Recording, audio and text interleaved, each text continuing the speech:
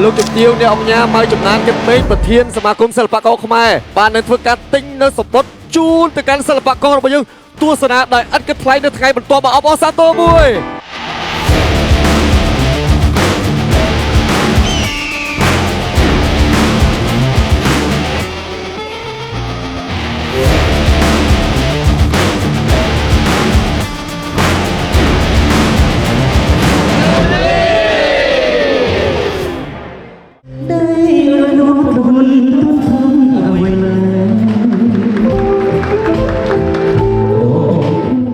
បាទឈ្មោះថេត្រេជាអគ្គនាយក MTSL សូមសម្ដែងនៅសេចក្តីសោមនស្សរីករាយក្នុងពិធីសុភោខ្សែភាពយន្តរឿងភូមិគ្រឹះមលិសូមស្វាគមន៍យ៉ាងកក់ក្ដៅចំពោះវត្តមានរបស់ឯកឧត្តមលោកជំទាវលោកអ្នកអង្គការ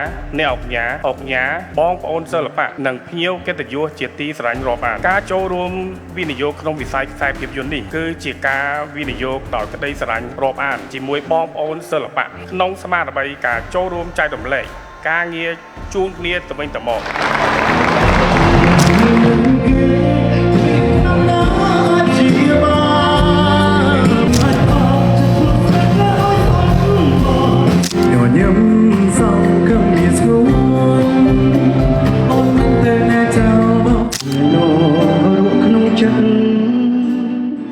ការរីកចម្រើនច្រើនហើយក៏ទទួលបានរបាយការណ៍ពី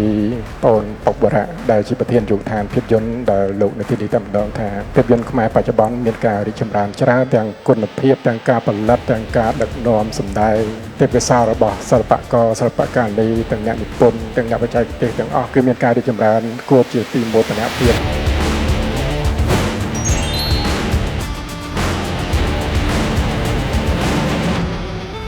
ថាមានការគ្រប់គ្រងឥតអាក់ហើយយើងប្រឹងផលិតមិនជឿទេ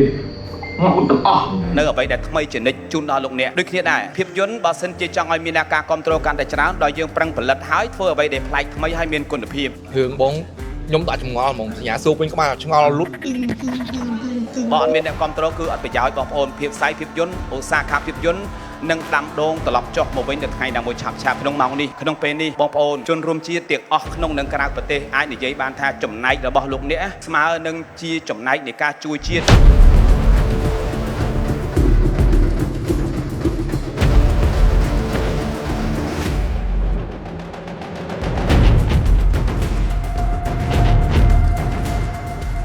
ហើយឯងទៅអស់ល្អគ្នា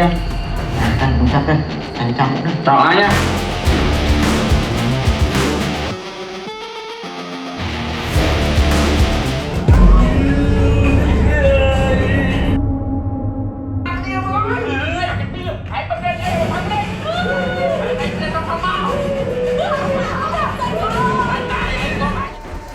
បាក់ដៃបន្តិចបាក់ជើងបន្តិចបាក់កបន្តិចបាច់ក្បាលបន្តិចបាច់មុខបន្តិចបាច់កបងប្អូនឯងមើលកំពុងតែសើ